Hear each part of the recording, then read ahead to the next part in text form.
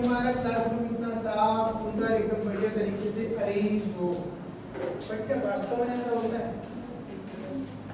होता है? कुछ ऐसा इतना नहीं होगा, बट कुछ ना कुछ ऐसा होता है। तो अब इसको मैनेज कैसे करना है? सबसे पहले तो हम लोगों को समझना कि क्लासरूम मैनेजमेंट है क्या। कुछ स्ट्रेटजीज हम लोग यूज करते हैं ताकि प्रोडक्टिविटी बढ़े, ताकि हमारी एफिशिएंसी बढ़े और हमारे जो रिजल्ट है वो फ्रूटफुल आए और हमारा लर्निंग इन्वायरमेंट हो। ये चीज़ मैं आपसे पहले डिस्कस कर चुका हूँ। जब हम लोग क्लासरूम के अंदर एंटर करते हैं तो हमारी एनर्जी का लेवल बहुत हाई होना चाहिए ताकि हम अपनी एनर्जी को बच्चों के अंदर ट्रांसफर कर सकें। तो बड़ी सी स्माइल के साथ हम क्लासरूम में एंटर करेंगे ताकि बच्चे सीखने के लिए रेडी होगा।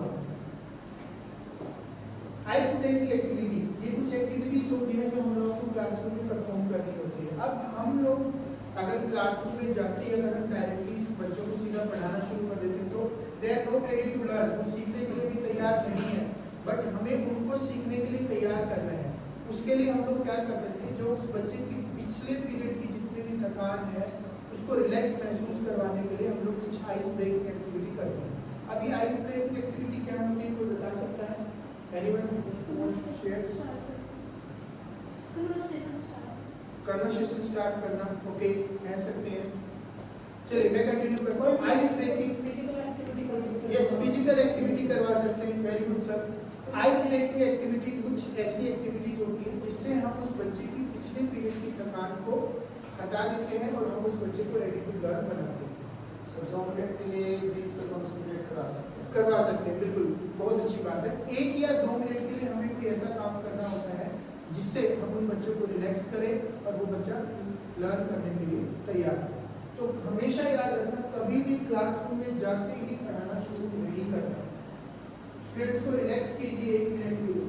कोई भी फनी एक्टिविटी आप प्लान करके जा सकते हो, कोई भी शो जो आप यूट्यूब, इंस्टाग्राम, फेसबुक पे काफ़ी सारी एक्टिविटीज देखते हो, कोई भी छोटी सी एक्टिविटी करवा दो। एक छोटी सी एक्टिविटी मैं अभी करवा रहा हूँ आप लोगों की। एक बार प्लीज अपनी जगह पर खड़े हो जाएंगे। ये एक्टिविटी है, इस एक्टिविटी में 2 चीजें हैं। पहली है do what I am saying, कि आपको वो करना है जो मैं कह रहा हूँ, do what I am saying. दूसरी एक्टिविटी वही होती है do what I am doing, आपको वो करना है जो मैं कर रहा हूँ। तो ये एक्टिविटी आप अपनी क्लास में प्लान कर सकते हैं।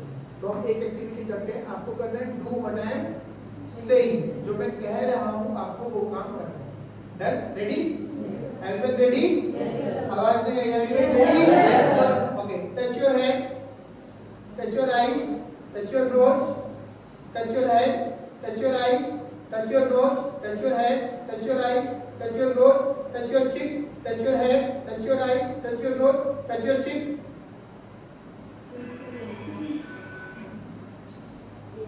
क्या हुआ? मैंने क्या बोला?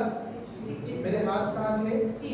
और कुछ लोगों ने मेरे को देखते हुए चिन पे टच किया था। तो ये एक आइस ब्रेकिंग एक्टिविटी है। हम क्लासरूम में ये बच्चों के साथ कर सकते हैं। क्या टाइम टेकिंग है? आपका बच्चा एक्टिव हो जाएगा और वो सीखने के लिए तैयार होगा।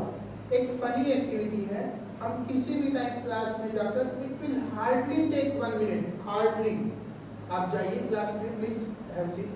आप क्लास में जाइए, क्लास में जाकर आप इस एक्टिविटी को परफॉर्म कीजिए, बच्चा खुश हो जाएगा।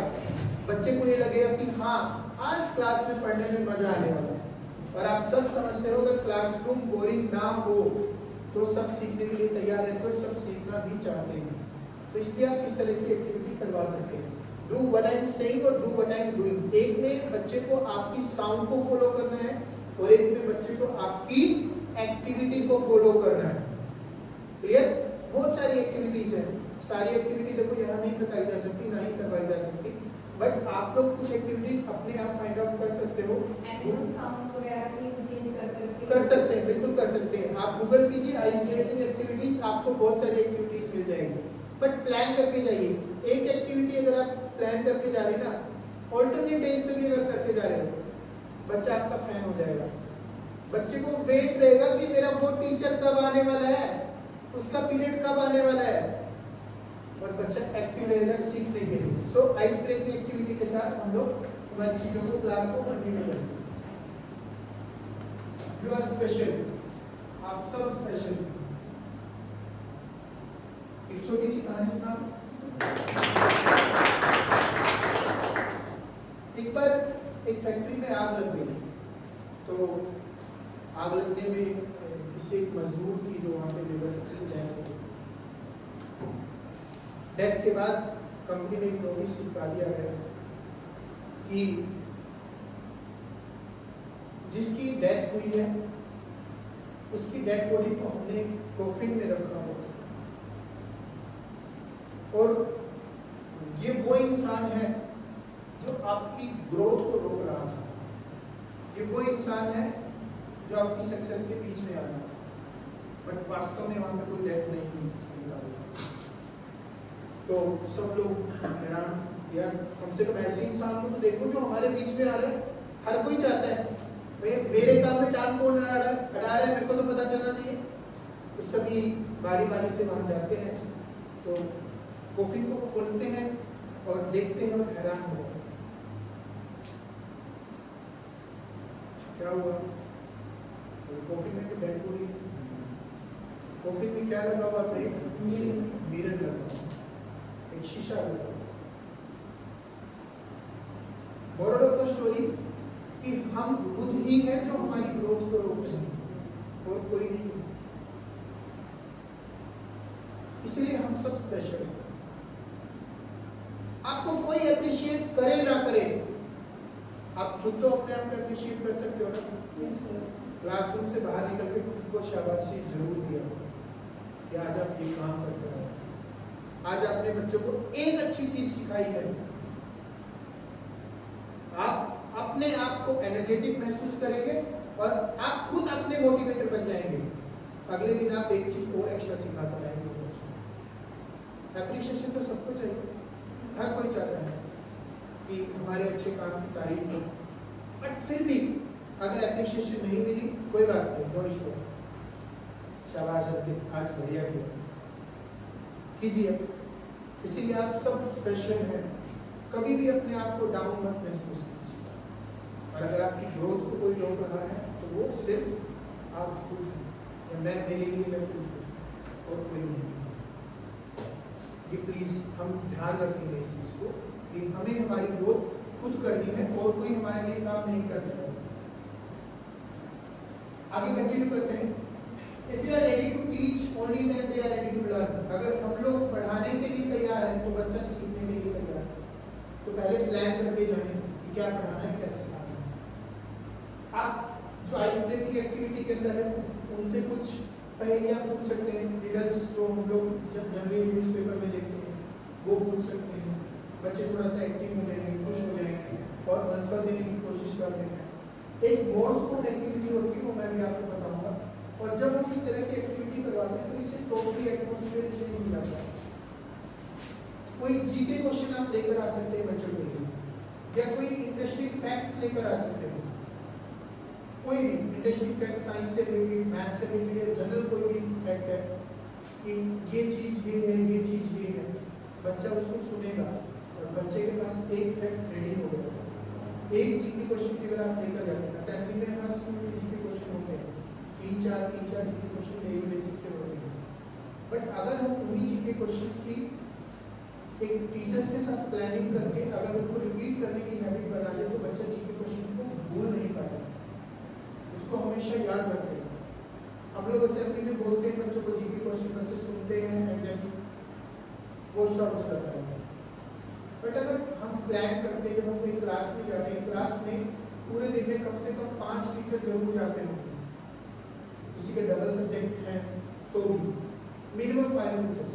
अगर वो पांचों टीचर आपस में कोऑर्डिनेशन करके ये प्लान करें कि 5 क्वेश्चन जो असेंबली में मिलता है, एक आपका, एक आपका, एक आपका, एक आपका, ये क्वेश्चन आपका है, आप पूरे दिन में जहां भी जिस क्लास में जाओगे जाते ये क्वेश्चन रिपीट कर देंगे। सेकेंड टीचर ने दूसरा क्वेश्चन पकड़ा, वो पूरे दिन जहां जाएगा वो क्वेश्चन को रिपीट कर देगा। एक क्वेश्चन एक बच्चे के लिए 5 बार रिपीट हो गया, क्या वो बच्चा भूलेगा? इंटरेस्टिंग फैक्ट लेकर जा सकते हैं। अब फैक्ट के काम में अपना खुद का एक फैक्ट लेके जाइए। आप आज 5 क्लासेस में गए, 5 क्लासेस में जाकर अपना फैक्ट बता दीजिए। बच्चे की नॉलेज इंप्रूव हो गई और बच्चा इंटरेस्टिंग चीज़ों को बहुत अच्छे से पकड़ता है, उनको लंबे टाइम तक याद रखने की कोशिश करता है। तो हम ये काम आइस ब्रेकिंग एक्टिविटीज में कर सकते हैं। ये मोर्स कोड है जो मैंने अभी यहाँ पे आपको बताया, मोर्स कोड एक्टिविटी। ये मोर्स कोड होते हैं, आपको गूगल से मिल जाएगा। इसलिए क्या है, जैसे कि मान लीजिए एक अल्फाबेट ए है, इसके आगे एक डॉट और एक डैश, जिससे ब्रेल लिपि के बारे में आपने पढ़ा हो, ब्रेल स्क्रिप्ट के बारे में, उसी तरीके से होता है। इसके अकॉर्डिंग आप एक चार्ट इसका निकालिए, क्लासरूम में आप पेस्ट कीजिए और बच्चों को बोलो कि इस चार्ट के अकॉर्डिंग अपना नाम लिख के लिखाएं। अगले दिन मदर का लिखवा लीजिए, फादर का लिखवा लीजिए, कोई सेंटेंस बनाकर दे दीजिए, यू आर बेस्ट। बच्चा उसको फनी वे में लेगा और एक्टिविटी को करने की कोशिश करेगा। मोर्स कोड एक्टिविटी आप कहीं पर भी इसको देख सकते हैं।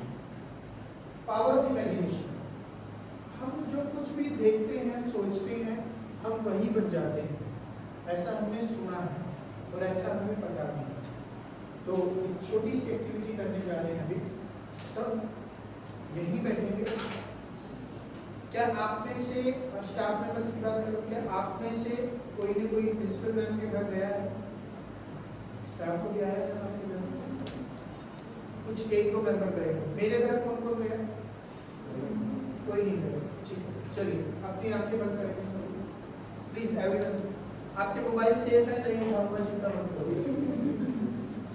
आंखें बंद कर दीजिए प्लीज एवरीवन। डन। अभी आंखें बंद किए हुए जरा अपने घर पहुंच जाइए। इमेजिन करो आपके घर को, आपके घर में जो रूम है उनको देख लो। खाना वाला खाना है, खा सकते हैं आप, मम्मी से बात करो, पापा से बात करो। जिनकी शादी हो गई है वो ससुराल जाना, और जिनकी नहीं हुई है वो वहीं पर, मायके नहीं जाना किसी को भी। डन, पहुंच गए? पहुंच गए? घर में जहाँ आप जिस कमरे में रहते हो वहाँ पहुंच जाइए। टीवी देखना है, तारक मेहता देखना है, देख सकते हो थोड़ा बहुत। अब मेरे घर आ जाओ, मेरे घर पहुंचो। पहुंच रहे हो? पहुंचे? Okay, please open your eyes. आपने क्या चीज देखी? जो चीज आपने पहले देख रखी है उसको आप इमेजिन कर सकते हो ना? कर सकते हो। और जो चीज आपने नहीं देखी उसको इमेजिन नहीं कर सकते। सेम चीज बच्चों के लिए भी है। जब बच्चे हमें ये कहते हैं कि हमें ये चीज़ नहीं समझ आ रही है या हमें इस चीज़ के बारे में नहीं पता, तो इसका मतलब उसने उस चीज़ को प्रॉपरली देखा ही नहीं है। जब कोई बच्चा डायग्राम गलत बनाता है तो इसका मतलब उस बच्चे ने उस डायग्राम को अच्छे से देखा। क्या आप में से कोई ऐसा है जो अपनी मदर का या फादर का नेम भूल सकता है कभी जिंदगी में? सर याद है आपको मदर का नेम? फादर का भी याद है? कभी भूल सकते हो? रात को आप सोए हुए हो, 12 बजे आपको उठा के पूछा जाए तो भी बता दोगे? आप सब भी कर सकते हो। फिर बच्चे ये क्यों कहते हैं कि हमें याद नहीं रहता?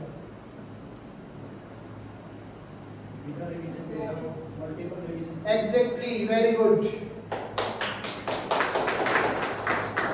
फ्रीक्वेंसी बढ़ाइए उसकी, क्योंकि हम अपनी मम्मी का नाम हमारे बचपन से सुनते आ रहे हैं, हम उनको देख रहे हैं डेली बेसिस पे, हम फादर का नेम सुनते आ रहे हैं, तो इसीलिए हम उसको भूल नहीं सकते।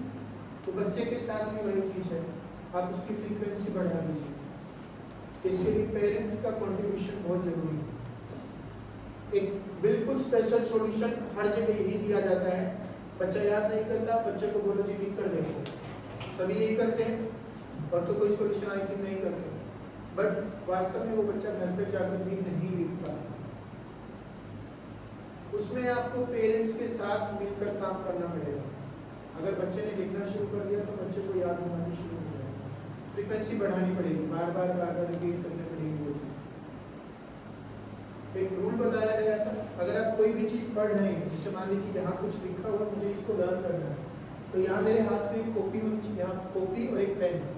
आप पढ़ रहे हो, आप यहाँ पे लिख रहे हो साथ के साथ, सिर्फ ये तरीका। आप यहाँ क्या लिख रहे हो डजेंट मैटर, आपकी राइटिंग गंदी है अच्छी है डजेंट मैटर। जो आपने यहाँ अगर ये पढ़ा है कि माय नेम इज अंकित, तो यहाँ कॉपी पे लिखा होना चाहिए my name is Ankit.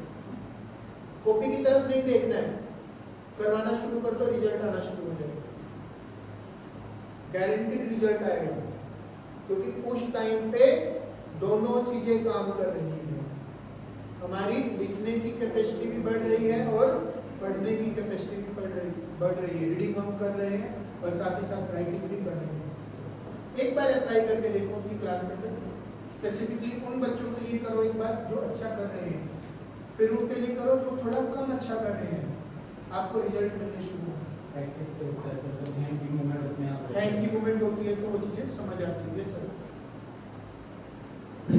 Sir हम बिना सोचे कई बार पढ़ लेते हैं, मतलब पढ़ते जाते हैं हमें मतलब थॉट्स हमारा जो होते हैं हम पूरा पैराग्राफ पढ़ लेते हैं, बट हम कभी भी बिना सोचे लिख नहीं सकते, क्योंकि कंसंट्रेशन थोड़ा लिखने पे फोकस बच्चों को मैं वही चीज कहना चाह रहा हूँ कि जब आप पढ़ रहे हो, बच्चा पढ़ रहा है, तो साथ के साथ उसकी लिखने की प्रैक्टिस अगर होगी, वो बच्चा लिखता रहेगा तो उसका कंसंट्रेशन अपने आप बन जाएगा। और अगर सर देखा जाए तो लिखने में हमारा टाइम कम लगता है। डेफिनेटली लगता है। अगर हम एक पेज को रीड करने जाते हैं तो कम से कम 3-4 टाइम्स रीड करेंगे, तो हमें 4 या 5 मिनट्स अप्रोक्सीमेट मानोगे चलेगा। सर जब पहली बार आप किसी चीज को पढ़ते हो, मान लीजिए अगर आपको 10 मिनट लग रही है, सेकंड टाइम जब आप उसको पढ़ोगे तो आपको 8 ही मिनट लगेगी, थर्ड टाइम पढ़ोगे तो 5 पे आ जाओगे आप। अगर हम लिखते हैं एक बार हमें 10 मिनट लगते हैं तो अल्टीमेट कहीं ना कहीं 3-4 टाइम से कम टाइम लगता है। डेफिनेटली इसीलिए ये सॉल्यूशन दिया जाता है। Thank you sir. इसीलिए ये सॉल्यूशन दिया जाता है कि आप बच्चों से राइटिंग प्रैक्टिस करवाइए। बच्चा जितना राइट करेगा उसके लिए उसकी लर्निंग उतनी ही ज़्यादा एनहेंस हो जाएगी और उसकी कैपेबिलिटी बढ़ेगी लर्न करने की चीज़ों को, लंबे टाइम तक रिटेन रहेंगी वो चीज़ें। स्टोरी लाइन इसमें कंजूसी नहीं करनी है बिल्कुल भी किसी भी तरीके से। आज आपको एक ऐसी चीज बताने के लिए जा रहा हूँ, शायद हमने कभी नहीं सोची होगी और मैंने भी नहीं सोची थी मेरे टीओटी से पहले। आज वो चीज बताने जा रहा हूँ। Trust level. एक बच्चे का अपने टीचर के ऊपर कितना ट्रस्ट होना चाहिए, कैसे ट्रस्ट होना चाहिए। एक बार की बात है, एक गाय जंगल में जा रही थी तो उसके पीछे चीता या शेर जा रहा था शिकार। गाय भागती भागती किसी मार्शी एरिया में, उनके दलदल में जंप कर जाए। दलदल आप सब समझते हैं, उसमें आप जितना हाथ पाँव मारोगे उतनी नीचे जाते जाओगे, बचने का चांस नहीं है जब तक आपको कोई भाग नहीं। चीते ने सोचा, चीता मान लेता हूँ शेर की वजह, चीते ने सोचा कि मैं भी जंप कर लेता हूँ। चीता भी उसके पीछे जंप कर गया क्योंकि उसको सिर्फ भूख लगी थी और भूख के लिए कोई कुछ भी कर सकता। तो जब किया तो दोनों के बीच में कुछ फासला रह गया, गैप रह गया। तो अब हुआ यूं कि दोनों एक दूसरे को देख रहे थे। गाय हंस रही थी, चीता रो नहीं रहा था, मतलब नॉर्मल कंडीशन में। चीते ने बोला गाय को कि हम मरने वाले हो, तुम हंस रही हो। तो गाय ने बोला मैं इसलिए हंस रही हूँ क्योंकि शाम तक मेरा मालिक मेरे को ढूंढता हुआ आ जाएगा, मुझे बचा लेगा, पर तेरे को बचाने वाला कोई नहीं है, तू तो गया। जिस दिन आपके स्टूडेंट का लेवल, ट्रस्ट लेवल आप लोगों के लिए ऐसा बन जाए, तब आप समझ लेना कि आपने कुछ काम किया। आपके बच्चे का आपके ऊपर ट्रस्ट इतना होना चाहिए कि वो ये शेयर कर सके कि सर और मैम मेरे लिए ये प्रॉब्लम है, मैं इसका सोल्यूशन कैसे करूँ। आप सबको पता होगा आपकी क्लास में कुछ बच्चे ऐसे हैं जो आपसे आपकी प्रॉब्लम शेयर करते हैं, इवन घर की प्रॉब्लम्स भी शेयर करते हैं। क्यों करते हैं? क्योंकि उनको पता है यहाँ से कुछ सॉल्यूशन मिलेगा। क्या कभी ऐसा होता है कि कोई भी बच्चा है किसी भी पर्टिकुलर टीचर को जाकर अपनी समस्याएं बता रहा हो? हर किसी को नहीं बताई जाती। हम भी तो यही करते हैं। क्या हम हमारी समस्याएं हर किसी को बताते हैं? उसी को बताते हैं जिसके ऊपर हमारा ट्रस्ट। टीचर और स्टूडेंट के बीच में ट्रस्ट का लेवल ऐसा होना चाहिए कि हाँ सामने वाला आंख बंद करके आपके ऊपर विश्वास कर सके। जिस दिन आपने ये काम कर लिया, आप उस बच्चे के लेवल को यहाँ से यहाँ ले। अभी थोड़े दिन पहले परीक्षा में चर्चा आया था, इसमें हमारे देश के prime minister Narendra Modi sir ने एक क्वेश्चन पूछा सभी टीचर से कि आप में से कितने टीचर ऐसे हैं जिनके पास उनके पुराने स्टूडेंट्स की शादी का कार्ड है। तो वहाँ पे बहुत कम टीचर ऐसे थे जिन्होंने अपना हाथ ऊपर किया। मतलब हमने किसी की लाइफ को टच नहीं किया आज तक। क्या हम वो अटैचमेंट बना ही नहीं पाए अभी तक? अगर नहीं बना पाए तो हमें बनाने की भी जरूरत है कि प्लीज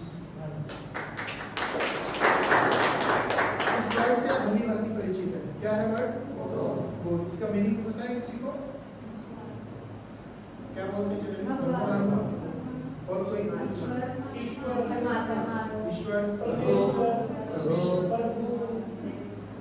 पर्यायवाची शब्द की बात नहीं, कुछ और निकालने की कोशिश कर रहा हूँ, कुछ और। स्टूडेंट का टच है टीचर के ऊपर एज अ गॉड। चलिए करते हैं इस पे लेवल। यहाँ पे जी जो वर्ड है उसका मतलब है जनरेटर। क्या है? जनरेटर। जनरेटर मतलब इस दुनिया को बनाने वाले ब्रह्मा जी।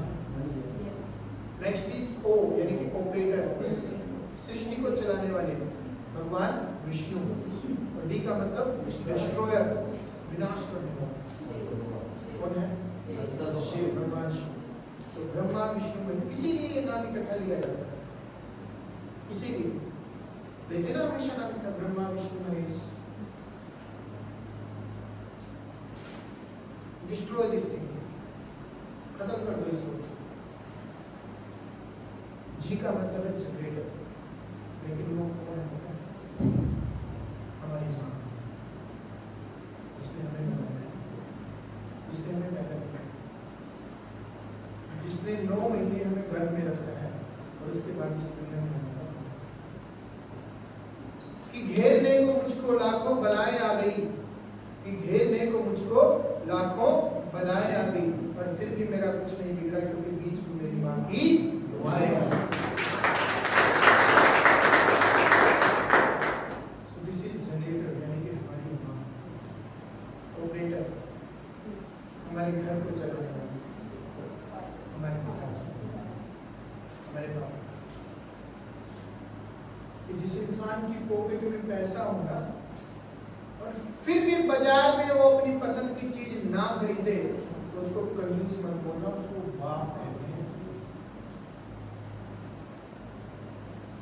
बाजार में चला जाएगा आदमी, उसको वो चीज बहुत पसंद है बट स्टिल नहीं खरीदेगा क्योंकि उसको पता है ये 200 रुपये बचा के आज घर पे कुछ फ्रूट ले जाऊंगा, ये बच्चे की फीस देनी।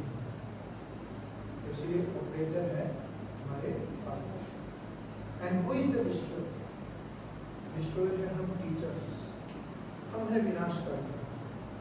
क्या वास्तव में ऐसा है? हम किसी का विनाश करते हैं? करते हैं। हम बुराइयों का विनाश करते हैं, हम अपने बच्चों की गलतियां खत्म करते हैं, हम अपने बच्चों को अंधेरे से रोशनी की तरफ लेकर जाते हैं। So this is the actual meaning of God. बच्चों को समझाइए। हम मंदिर जाते हैं, हम पूजा प्रार्थना करते हैं, कोई दिक्कत नहीं है, कीजिए। बट अगर हम अपने पेरेंट्स की इंसल्ट करके मंदिर जाते हैं तो उसका कोई यूज नहीं। अगर एक बच्चा घर से मम्मी पापा को 2 एब्यूजिव वर्ड बोल के आके और स्कूल में टीचर के फीट टच कर रहा है तो मैं ऐसे संस्कार को क्रॉस करता हूँ। बच्चों को पहले ये बताना है कि पहले वो है फिर हम हैं। अगर आप इस आदत को पहले वहां पर अप्लाई करते हो तो हमारे ऊपर करना, वरना करने की जरूरत नहीं। So this is the actual meaning of God. बच्चों को बताइए, बच्चों को समझाइए कि कौन क्या है।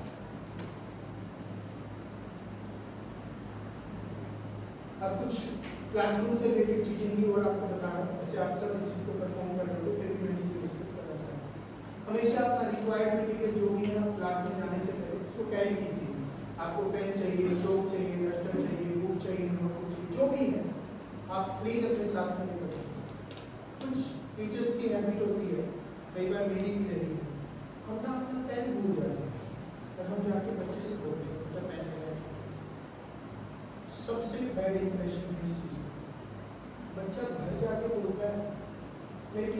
पेन ही नहीं था, आज मेरा पेन मांग लिया। सोचो पेरेंट्स क्या सोचते हो हमारे बच्चे। हम जब क्लास में जा रहे हैं तो हमारे पास वो सारा हैंडी मटेरियल होना चाहिए जिसके हम यूज करते हैं। अच्छा, अगर आप कभी युद्ध के मैदान में जाते हैं तो वहां जाके दूसरे से बोलो भाई बंदूक दियो यार, उसको गोली मारनी है, भाई एक बम पकड़ा के जरा उसको फेंक के मारूंगा, ऐसे थोड़ी करेंगे। अपना मटेरियल खुद लेके जाएंगे ना। तो हमेशा अपने वेपन्स अपने साथ में रखो, इसकी आपको रिक्वायरमेंट। अपने आप को प्रिपेयर कीजिए, आपकी बुक, चौक, पेन एक्सेट्रा जो भी है किसी भी बॉक्स में या पाउच में कैरी करके आप लेके जा सकते हैं। और रियलिटी में एक बड़ा बुरा इंप्रेशन देता है जब हम लोग हमारी चीज़ें नहीं लेकर जाते। अगर आपने क्लास के लिए प्लान किया है, ऑलरेडी आप प्लान है, तो आप कोई भी चीज़ ले जाना नहीं भूलेंगे। आपको याद रहेगा कि आज वो काम करना है तो उसके लिए ये चीज़ें मुझे चाहिए। अगर प्लान नहीं किया है तो फिर देखो प्रॉब्लम है।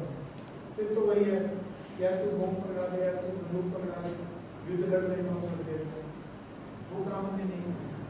प्लान कीजिए, जो आपने सोचा है कंटिन्यू कीजिए उसके लिए। चलिए, एक क्वेश्चन है आपके लिए। Draw a square with 3 lines. Everyone please, आपको एक स्क्वायर बनाना 3 लाइनों के साथ अपनी अपनी नोटबुक में। Draw a square with 3 lines. Think out of the box activity है, दिमाग के थोड़े दौड़ाइए और जहां तक आप सोचते हैं उससे थोड़ा सा बाहर सोचिए।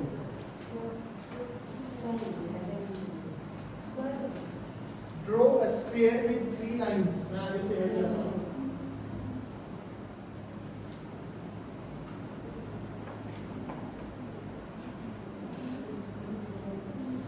Is it possible? No. Is it possible? मैं ट्राई करूं सर प्लीज। हो सकता है सर प्लीज बताइए।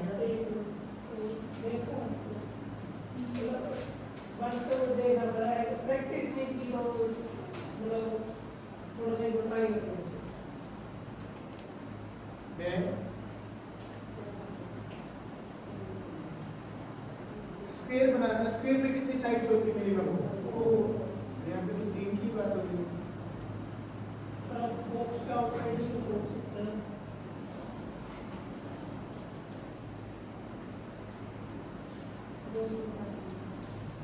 एक बड़ा सा स्क्वायर बनाया गया, उसमें 3 लाइनें ड्रॉ की गई। क्या क्वेश्चन था? Draw a square with 3 lines. एक स्क्वायर बनाया गया, उसके अंदर 3 लाइनें बना दी गई है। ये था think out of the box. समझ गए? तो सोचना है थोड़ा सा बियॉन्ड ऑफ द बॉक्स, कि हम जहां तक सोच रहे हैं वो चीजें आगे बढ़ सकती हैं। अच्छा, अब इस चीज को आप सोच के देखो, इसको आप आइस ब्रेकिंग एक्टिविटी बना सकते हो ना। क्लास में जाओ, बच्चों को बोलो, बच्चे कितना इंटरेस्ट लेके इस काम को करके दिखाएंगे। हो गए बच्चे रिलैक्स, सीखने के लिए तैयार है, और उनको रेडी करो। बेटा आप अगर काम करके आओगे ना अच्छे तरीके से, जब अच्छा रिजल्ट दोगे, आपके लिए ऐसी एक्टिविटीज डेली आने वाली है। आप रेडी करके जाओ उनको लर्न करने के लिए। वो अगले दिन तैयार मिलेगा, आपका वेट कर रहा होगा कि कब सर और मैम आएंगे और कब मुझे नई कोई चीज़ सीखने को मिलेगी। बुक्स के अंदर सब कुछ है, सबको पता है, और गूगल पे भी सब कुछ है, सबको पता है। फिर हमारी रिक्वायरमेंट क्यों? आज YouTube एक ऐसा प्लेटफॉर्म है जहां पे आप कुछ भी निकाल लो, कहीं से कहीं तक की पढ़ाई निकाल लो, निकल जाएगी। और जहां तक मुझे लगता है कि शायद हमसे बेटर कर सकते हैं वो लोग जो समझा रहे हैं, शायद कभी मिलियंस में व्यूज उनके आते हैं। फिर हमारी रिक्वायरमेंट क्यों है? ताकि हम बच्चों को इंगेज कर सकें, बच्चों को रिलैक्स फील करवा सकें कि हाँ ये चीज़ इतने मज़ेदार तरीके से हो सकती है। So draw a square with 3 lines. Everyone have got it? Done कर सकते हैं हम ये? Yes, sir. इस एक्टिविटी को हम अपनी क्लासरूम में as an ice breaking activity कर सकते हैं। ये इसको बोलते हैं शर्टे। क्या बोलते हैं? शर्टे टेबल एक्टिविटी। ये भी मैं आइस ब्रेकिंग एक्टिविटी आपको दे रहा हूँ। इस एक्टिविटी के अंदर क्या है आप एक बार समझ लीजिए। इसकी एक ऐप भी है, अगर आप चाहो तो गूगल प्ले स्टोर से डाउनलोड कर सकते हो, बाद में अभी नहीं करना है, सिर्फ नाम नाम लिख लीजिए। इसमें क्या करना होता है, क्लासरूम में कैसे परफॉर्म करेंगे। मैम एक बार प्लीज पेन डाउन।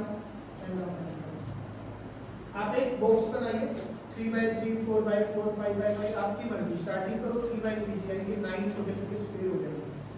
किसी 2 बच्चों को लेकर आइए, 2 बच्चे होंगे, एक बच्चे का फेस होगा उधर और दूसरे बच्चे का फेस होगा उधर। क्लियर? ये 3x3 का मान लीजिए बॉक्स है। बच्चे को बोलो आपको इन बॉक्स में 1 to 9 काउंटिंग लिखनी है, बट वो काउंटिंग कहीं कहीं करोगे। मान लीजिए यहाँ 1 है, यहाँ 2 है, यहाँ 3, यहाँ 4 इस तरीके से लिख दिया। सेकंड बच्चे को बोलो, उसके बाद अपना फेस रोटेट करेगा और किसी अदर कलर के चौक से इनको सर्कल करेगा, फाइंड आउट करेगा नंबर्स को, बट सीक्वेंस में, पहले 1 फिर 2 फिर 3 फिर 4 फिर 5 इस तरीके से। वो बच्चा जब उसको फाइंड आउट करेगा उसके टाइम को नोट करो। आप मोबाइल से कर सकते हो, स्टॉपवॉच से कर सकते हो। फिर उल्टा कर दो, जो बच्चा पहले बना रहा था उसको बोलो उधर फेस करे और दूसरा बच्चा उसके लिए वो काम करे।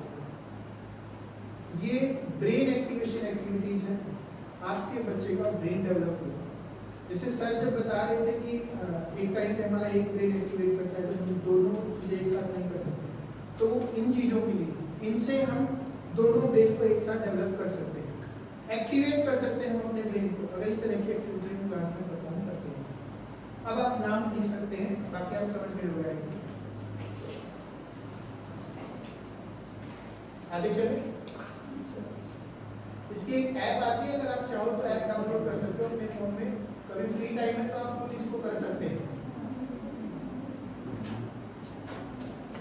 क्लासरूम बोर्ड्स, हमारे क्लासरूम के बोर्ड, वो वाला ज्यादा पसंद है या ये वाला ज्यादा पसंद है?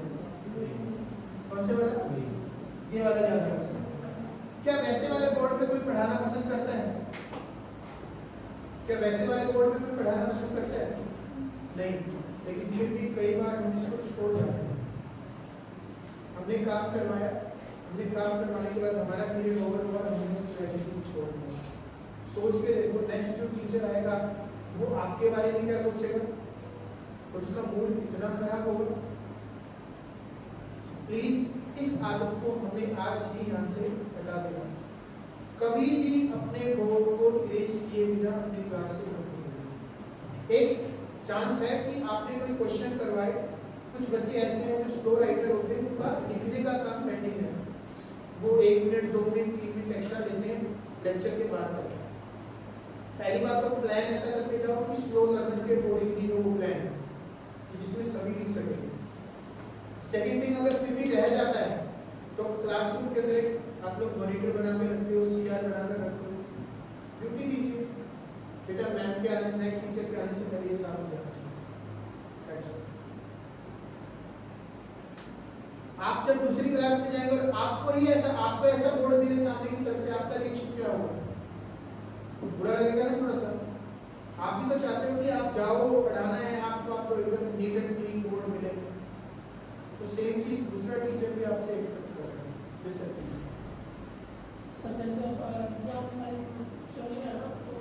बोर्ड का यूज कम होता है, तो मेरे साथ बहुत सारी क्योंकि मैंने जो पहले भी काम करवाया था, नेक्स्ट में मेरे को वही एज इट इज मिला होगा। तो मतलब वो आप सोच सकते हैं कि वैसे होना तो ये चाहिए था कि आपको ही उसको इरेज करके जाना चाहिए था, बट फिर भी स्टिल किसी भी टीचर ने उसकी रिस्पॉन्सिबिलिटी नहीं ली कि इसको साफ किया जा सके। उसके बाद ट्राई मतलब हाँ, अपनी हैबिट ऐसी बनाइए कि हाँ चलो आज 5 करवाने हैं, चलो भाई ऐसा हो गया कोई क्वेश्चन आपको रिपीट करना पड़ गया, ठीक है, छोड़ दीजिए, 4 करवा के छोड़ दीजिए ताकि बच्चों को प्रॉब्लम ना हो और आपको थैंक यू सर। ये तो बीएड में ही आ जाता है सर, सारी चीजें बीएड में आती हैं, बट मेन चीज है कि हम उसको इम्प्लीमेंट करें ना। यहाँ पे वही चीजें हैं जो हम लोग बीएड में सीख चुके हैं, सब चीजें वही हैं, अलग से एक्स्ट्रा कहाँ से ले बनाएंगे। Make sure to clean the board after the class, space को बहुत अच्छे से यूज कीजिए, मैक्सिमम यूज कीजिए अपने बोर्ड का। जब बार बार आप किसी भी चीज को इरेज करते हैं, आपकी खुद की एनर्जी भी डाउन होती है। बोर्ड को आप डिवाइड कर सकते हैं, वर्टिकल वर्टिकल लाइन में या हॉरिजॉन्टल लाइन में, जैसी आपकी लिखने की आदत है उसी के अकॉर्डिंग आप उसको डिवाइड करो। डिवाइड करने के बाद पर्टिकुलर पोर्शन में चीजें लिखते जाओ। अब जैसे ऊपर लिख दिया, फिर सेकंड, थर्ड, फोर्थ, जब आप फोर्थ तक पहुंचते हैं तो ऊपर वाले दोनों क्वेश्चन हो चुके होते हैं बच्चों को, तो ऊपर का हटा है, आप पांचवा क्वेश्चन वहां लिख सकते हैं या वर्टिकल लाइन बना लीजिए, जैसा आपको ठीक लगता है। बट डिवीजन करोगे तो बच्चों को भी ये रहेगा कि हाँ ये वाला पोर्शन साफ होने वाला है। कई बार बच्चे ये बोलते हैं कि एक क्वेश्चन पूरा होता है उसमें मान लो 4 लाइन है, तो बच्चे कहेंगे मैम ऊपर की 2 मिटा दो, नीचे वाली 2 छोड़ देना, होता है क्लास में। तो वो चीजें हमने उनकी हैबिट से हटानी है। क्वेश्चन इरेज होगा तो पूरा ये कंप्लीट होगा। तो बोर्ड का हम अच्छे से यूज करेंगे, मैक्सिमम यूज करेंगे। क्लास को बोर्ड के अंदर ये काम आप कर रहे होंगे, डेट, डे, सब्जेक्ट, ये सब चीजें आप लोग लिख रहे हैं। एक चीज और ऐड कर रहा हूँ यहाँ पे, अगर आप कर सकते हैं तो उसको वर्ड ऑफ द डे और सेंटेंस ऑफ द डे में बता रहा हूँ, कर रहे हैं तो बड़ी अच्छी बात है, नहीं है तो आप उसको इम्प्लीमेंट कर सकते हैं। एक वर्ड मीनिंग, सिर्फ एक वर्ड मीनिंग, कोई भी एक वर्ड मीनिंग लेकर आइए। जैसे मैंने जीके क्वेश्चन और फैक्ट के लिए आपको बोला था, उसी तरीके से एक वर्ड मीनिंग लेकर आइए। आते ही जो भी क्लास इंचार्ज है बोर्ड पे लिखो, सबसे ऊपर टॉप में उसकी स्पेलिंग और उसका हिंदी में मीनिंग, और पूरा दिन उसको एज इट इज वहीं रहने दो। अब बच्चा उस वर्ड मीनिंग को पूरे दिन देखेगा, याद रहेगा, फ्रीक्वेंसी हो गई बढ़ गई। या टीचर ऐसी हैबिट बना ले, नेक्स्ट पीरियड में टीचर गया एक बार बुलवा दो, ये वर्ड है, इसका मीनिंग, ये कर सकते हैं। एक हम लोगों के सामने प्रॉब्लम आती है कि हम लोग हमेशा ये कंप्लेन करते हैं कि हमारा बच्चा इंग्लिश में बात नहीं करता, कम्युनिकेशन स्किल्स उसकी अच्छी नहीं है। कितने ऐसे टीचर्स हैं जिन्होंने क्लास में ये सुना है कि मे कम इन सर, मे कम इन मैम, बीच का आई गायब होता है, यूज करते हैं ना, बट शायद टोका नहीं होगा। जिसने टोका है वेल एंड गुड, जिसने नहीं टोका कोई बात नहीं। आप एक वर्ड ऑफ द डे में बता रहा हूँ, ऑल्टरनेट डेज में ये काम करना, एक दिन वर्ड और एक दिन एक सेंटेंस टॉप में लिख दो। पूरा दिन बच्चे के सामने है, या टीचर जाकर उसको रिपीट कर दे। आप विद इन 6 मंथ आप देखना आपके बच्चे की वोकैब इंप्रूव होगी। आपका बच्चा हेजिटेट नहीं करेगा चीजों को बोलने के लिए। आप जो चीज चाहते हैं कि आपका बच्चे ये वाला सेंटेंस बच्चा इंग्लिश में बोलना चाहिए, वो लिख दो, आज याद करते हो। आप गूगल कर सकते हो, क्लासरूम सेंटेंसेज आपको मिल जाएंगे। 40-50 सेंटेंस का प्रिंट आउट निकाल के रखिए एक दिन। सीबीएसई के अकॉर्डिंग लगभग 220 दिन स्कूल लगता है, हम 200 मान लेते हैं। 100 सेंटेंस और 100 वर्ड हमने बच्चे को एक साल में सिखा दिए। 100 सेंटेंस 100 वर्ड, उस बच्चे को इंग्लिश के 100 सेंटेंस बोलने आ गए, क्या वो बच्चा नेक्स्ट क्लास में जाएगा तो आपको हिंदी में बात करता हुआ दिखेगा? तो कर सकते हैं, वोकैब इंप्रूव कर सकते हैं और बच्चे की कम्युनिकेशन स्किल्स को भी अच्छा कर सकते हैं।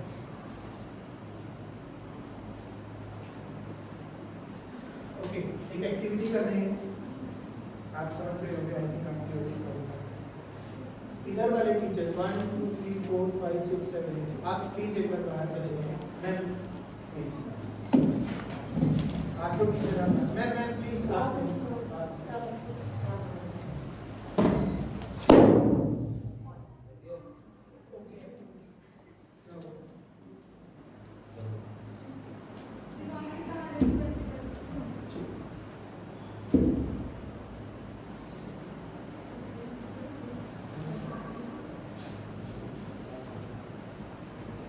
गेट बंद करना सर। एक स्लाइड आपको दिखाई जा रही है, आपको देखना है, मैं विद इन 1 मिनट में इसको ऑफ कर दूंगा और उसके बाद आप उसको कितना मेमोराइज कर सकते हैं, जितने भी आपको नाम याद हो उतने आप नाम लिख दें अपने पेपर में। डन करें?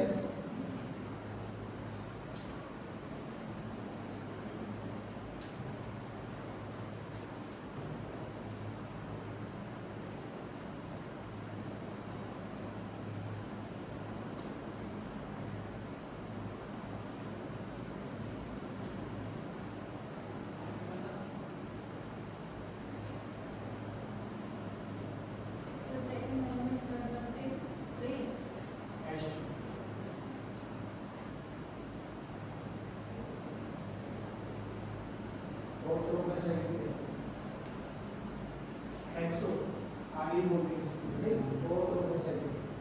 लाइटर सर फोटो को उसमें फोटो में डालने के बाद सिगार सिगार बोलते हो सिगरेट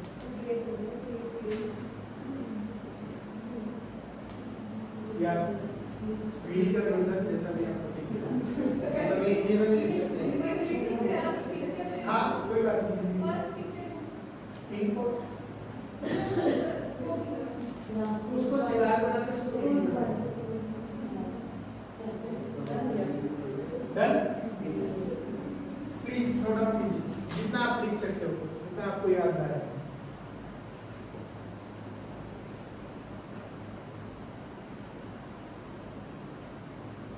सर आप ओके हिंदी इंग्लिश दोनों में यस सर हिंदी इंग्लिश दोनों बट प्लीज कोई कॉपी नहीं करेगा अपने अपना जितना आपको याद है उतना आप लिखिए।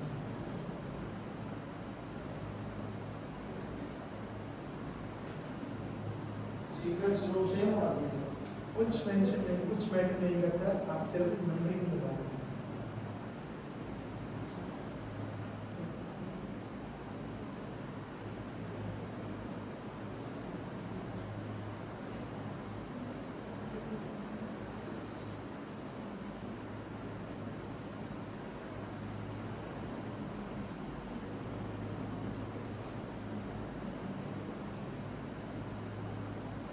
Done?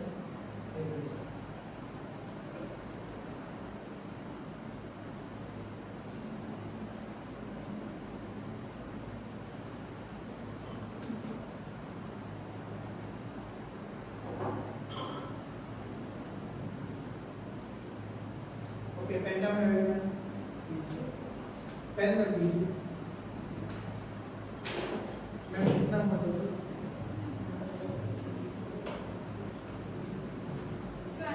12 मैम आपका 14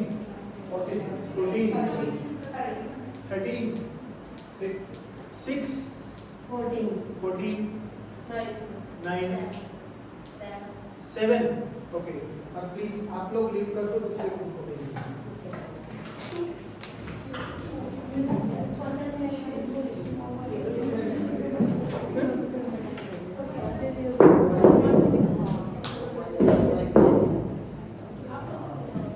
चिलो 5 कर लो इसको 5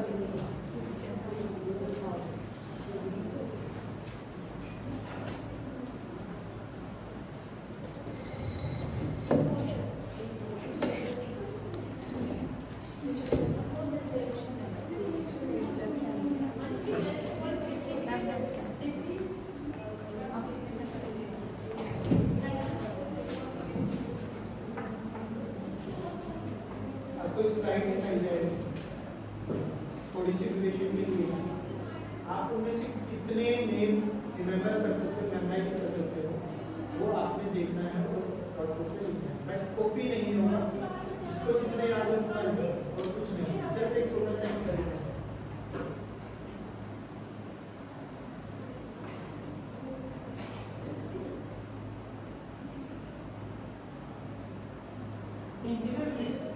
हाँ जैसा आपको समझ आए सर वैसा लिख सकते हो कोई बात नहीं हिंदी इंग्लिश जो भी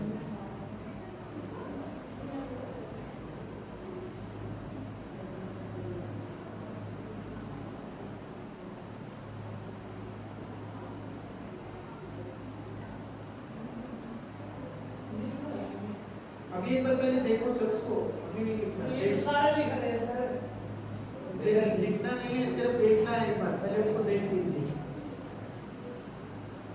सर उसको क्या बोलते हैं?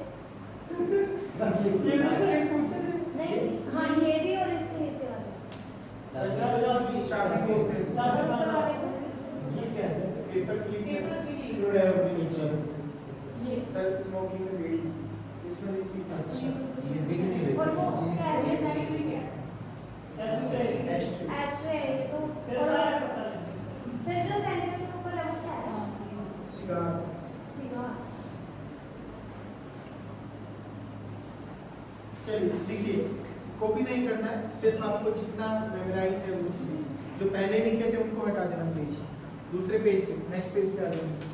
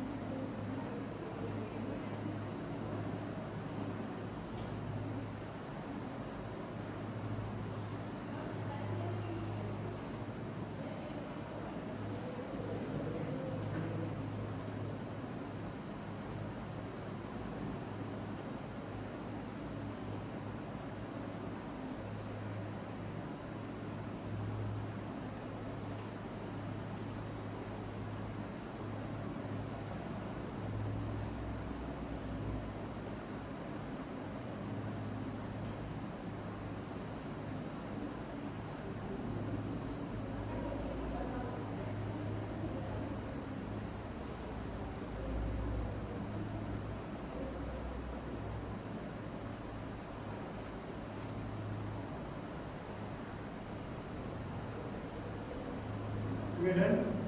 Pen down, please. Pen down कर दीजिए। कितना हुआ सर टोटल बताना? 10, 11, 10,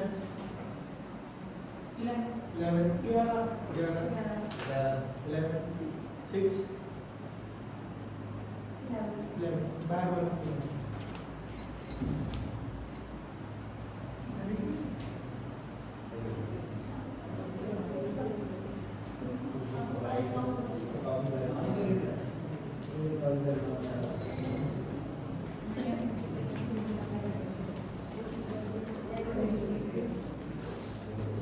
इस ग्रुप का मैक्सिमम 11 यहाँ पर मैक्सिमम 16 भी किसी ने बोला था 14 हाईएस्ट था 14 हाईएस्ट था आप लोगों का। क्या फर्क था? हाँ कुछ फर्क। अब मैं दोनों पिक्चर्स दिखाता हूँ आपको, एक ग्रुप में एक देखी और एक नहीं देखी। ये आप लोगों ने नहीं देखी होगी, ठीक है, और ये आप लोगों ने नहीं देखी होगी। अब मुझे एक सिंपल सी चीज बताइए, मैंने जब ये स्लाइड ओपन की तो सभी के लिए इक्वली की थी, पर्टिकुलर ग्रुप के लिए जब उसको मैंने हटाया तो भी इक्वली ही हटाया, बट हमारा स्कोर सबका क्या है?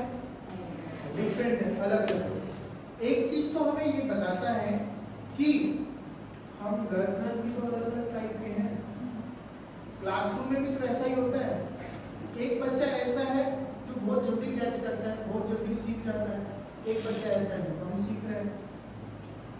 अभी आपने खुद एक्सपेरिमेंट करके देखा, किसी का स्कोर 6 पे पहुंचा है, कोई 11 पे पहुंचा है, कोई 14 तक पहुंचा है, बट सबका स्कोर अलग अलग है। टाइप्स ऑफ लर्नर शो करता है। सेकेंड थिंग जो यहाँ पर ये शो करता है वो है किसी भी चीज को सिस्टमेटिक वे में अरेंज करना। अगर ये जब मैंने आपको दिखाया था तो यहाँ पे स्कोर आया था 14, क्लियर? क्यों? क्योंकि हमें पता है कि ये अरेंज्ड है, हमने इसको अच्छे से समझ लिया। लेकिन जैसे ही हम इस स्लाइड के ऊपर आए ये अरेंज ही नहीं, हमारा पूरा दिमाग ही घूम रहा है कि कौन सा क्या था, कौन सा क्या था, कभी ध्यान यहाँ जा रहा है, कभी वहाँ जा रहा है, कभी यहाँ जा रहा है। तो इसीलिए हमें हमारी चीज़ों को भी सिस्टमेटिक वे में लेना पड़ेगा। कई बार हम क्लास में जाते हैं, क्लास में जाने के बाद हम ये डिसाइड करते हैं कि ये वाला टॉपिक पढ़ाते हैं, चलो इसको छोड़ो, ये वाला टॉपिक पढ़ाते हैं, मतलब अरेंज नहीं। टॉपिक्स हमेशा कनेक्ट होते हैं आपस में। साइंस टीचर बहुत अच्छे से समझ सकता है इस चीज़ को, मैथ्स टीचर बहुत अच्छे से समझ सकता है कि अगर आपने साइंस का एक टॉपिक आज पढ़ा है तो कल जो टॉपिक पढ़ने वाले हो वो पहले वाले से कनेक्टेड है। अगर पहले वाला नहीं पढ़ा तो आगे वाला समझ नहीं आएगा। सेम ग्रामर का रूल जो होता है, हिंदी व्याकरण के अंदर जो रूल होते हैं, सब चीजें। बट कई बार हम लोग करते हैं, प्लान नहीं है तो जाते हैं, ठीक है बेटा बुक बताओ क्या पढ़ाना है, जो टॉपिक ये लगा कि ये वाला चलो ठीक है ये तैयार है ये पढ़ा देते, बट वो प्लान नहीं था तो उसका रिजल्ट आपको आपके अकॉर्डिंग नहीं मिलेगा। वो रिजल्ट के लिए आपको बाद में दोबारा मेहनत करनी पड़ेगी। इसीलिए प्लान बनाकर चलिए, सिस्टमेटिक वे में चीज़ों को अरेंज कीजिए, कनेक्ट कीजिए कि ये वाली चीज़ इससे कनेक्ट है, ये वाली चीज़ इससे कनेक्ट है, तो मैं इसको फाइनल करूँगा। हैंड राइटिंग, एक ये बड़ा इशू रहा है हैंड राइटिंग का। हमारी हैंडराइटिंग सबको पता है साफ सुंदर होनी चाहिए, पर नहीं है, मेरी भी नहीं है, शायद मेरे जैसा कोई और हो गया। कोई डाउट नहीं कर रहा हूँ किसी को भी, बट फिर भी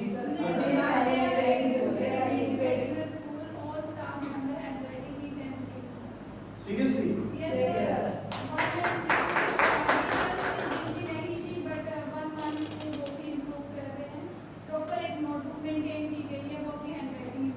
अरे वेरी गुड, बहुत बढ़िया, बहुत बढ़िया। आई एम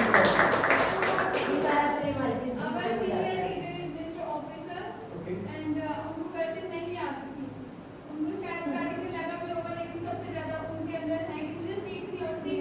और वो सीख रहे हैं। ये डेडिकेशन होनी चाहिए, मतलब जज्बा होना चाहिए कि हाँ हमें करना है। मुझे पहला ऐसा स्कूल मिला है जिसके अंदर मुझे ये चीजें सुनने को मिली है। एक बार प्लीज ये चीज पहली बार देखने को मिली है, बट जो चीज है मैं वो बता रहा हूँ। जैसे फॉर्मेशन सबकी अलग अलग हो सकती है, तो उसके लिए हम लोग जैसे क्लासरूम में जब जाते हैं, जो क्लास टीचर है, स्पेसिफिकली लैंग्वेज टीचर कोई काम कर सकते हैं। आप क्लास में चार्ट बनाकर लगा सकते हैं, वर्णमाला और अल्फाबेट्स और नंबर, 3 चार्ट लगेंगे आपके, 3 चार्ट बना दीजिए और बच्चों को गाइड कीजिए। इंस्ट्रक्शन आपने देनी है कि आपकी जो फॉर्मेशन है वो इसके अकॉर्डिंग होनी चाहिए। नो डाउट गड़बड़ होगी, पहले महीने नहीं आएगा, दूसरे महीने नहीं आएगा, तीसरे महीने नहीं आएगा, बट जब कंटिन्यू काम करेंगे तो हमें रिजल्ट देखने को मिलेगा। अब हमारे लिए प्रॉब्लम कहाँ होती है, हर टीचर ने अपने टाइम पे जो फॉर्मेशन सीखी थी और आज के टाइम की फॉर्मेशन में देखो दिन रात काम करती है। हर टीचर की अपनी अलग फॉर्मेशन होती है। तो एक मान लीजिए एसएस के टीचर ने नोटबुक चेक की, उसने अपना एक किसी तरीके से बनाया, इंग्लिश वाले ने किसी एक तरीके से बनाया, मैथ्स वाले ने अलग तरीके से बनाया, तो उससे बच्चा ये कंफ्यूज है कि मैं कौन सा ये बनाऊं, कौन सा सही है। मैं वही चीज हाँ बच्चों के पास वो सेम चीज अगर जाएगी तो बच्चा कॉन्फिडेंट रहेगा कि हाँ भाई ये वाला ये सही है। तो इसके लिए आप लोगों ने बहुत अच्छा काम किया होगा। फिर भी आप एक चार्ट लगा सकते हैं ताकि कोई किसी तरह की गड़बड़ ना हो, बच्चों के पास एक इन्फॉर्मेशन रहेगी। जो भी आपने बना रखी है हैंडराइटिंग उसी का चार्ट आप बना कर लगा सकते हैं। स्पेलिंग्स का प्लीज ध्यान रखो, क्लासरूम में जाकर स्पेलिंग अगर गलत कर रहे हो तो बहुत बैड इंप्रेशन है बच्चों के बीच में। घर से पढ़ के जाओ, 2 बार नहीं 3 बार पढ़ जाओ, स्पेलिंग कोई ऐसी टिपिकल है देख के लिख दो, बट बोर्ड पे गलत मत लिखो। सिर्फ इतनी सी रिक्वेस्ट है, बोर्ड पे गलत नहीं लिखनी, वो फिर गलत हो जाती है। Story time.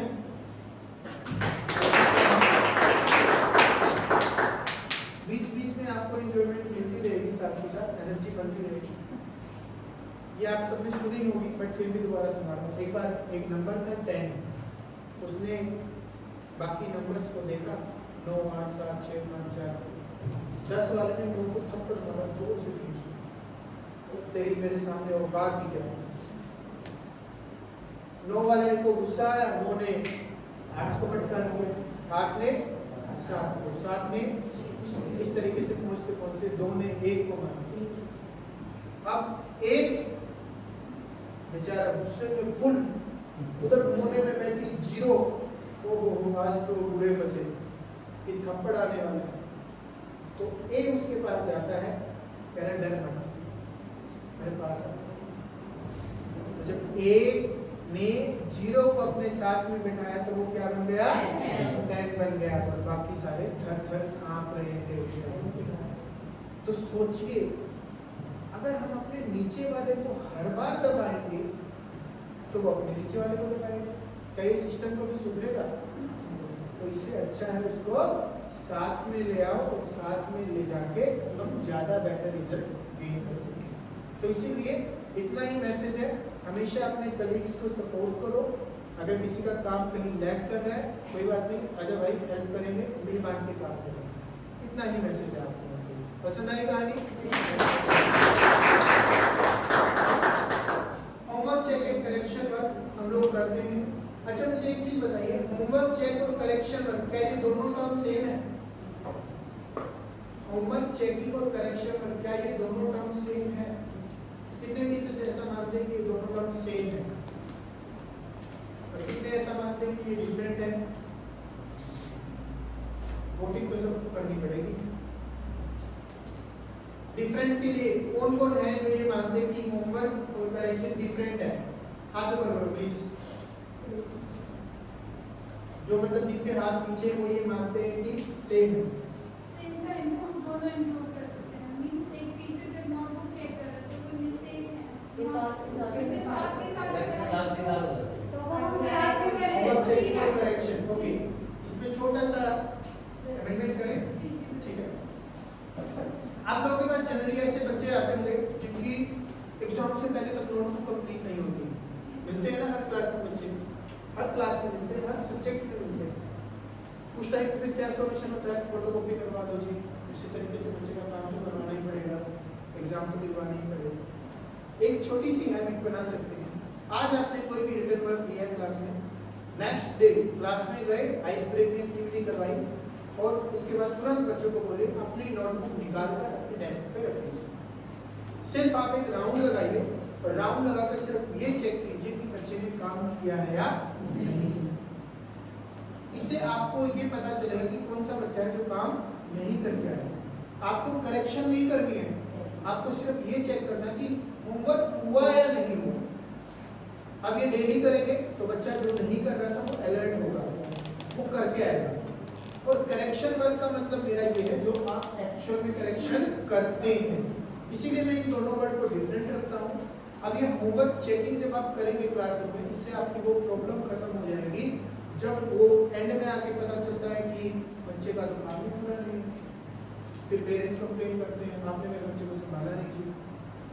तो होमवर्क चेकिंग और करेक्शन दोनों वर्ड्स को अलग अलग रख के और हम बेटर रिजल्ट दे सकते हैं। एक रिकॉर्ड हम बना सकते हैं बच्चों का इस तरीके से, अगर आप चाहें तो बच्चों की नोटबुक में स्पेसिफिक सब्जेक्ट वाली नोटबुक में यहाँ पे बच्चों के नाम लिखिए, वो हो गए चैप्टर नंबर। जब जिस बच्चे का जो चैप्टर कंप्लीट हो जाए, चेक हो जाए, सब्जेक्ट टीचर या क्लास मॉनिटर अपना कोई भी साइन बनाओ, रिमार्क्स बनाओ, यहाँ इन बॉक्सेस में डालते रहो। जब भी देखोगे तुरंत पता चलेगा कि कौन सा बच्चा ऐसा जिसके अभी तक नोटबुक चेक नहीं, तुरंत पता चलेगा, देखते ही पता चल जाएगा। फिर वो प्रॉब्लम खत्म हो जाती है। जब हम चेकिंग करने बैठे, किसी दिन कोई बच्चा एब्सेंट है या वो बहाना आता है मेरी नोटबुक घर भूल आया, या वो बहाना एक सबसे बढ़िया बहाना काम कर रहा था जी और रात को इवेंट में ही रह गई काम करने का, ये सबसे बढ़िया बहाना है। और ये बच्चे बोलते हैं हमेशा, हम ऐसे टीचर भी बोला होगा। एक और है सर, तो बस वही चीजें एक बहाना यस होता सर, है यस सर प्लीज। कि वो नहीं आ रहा, वो मेरी कॉपी ले गए, ये वाला भी है बिल्कुल। और ये प्लान होता है, एक्चुअल में प्लानिंग की जाती है बच्चों के द्वारा। भाई तुम नहीं आएगा कल, ठीक है मेरी ये वाली नोटबुक ले जाओ, अगले दिन के लिए बच गए।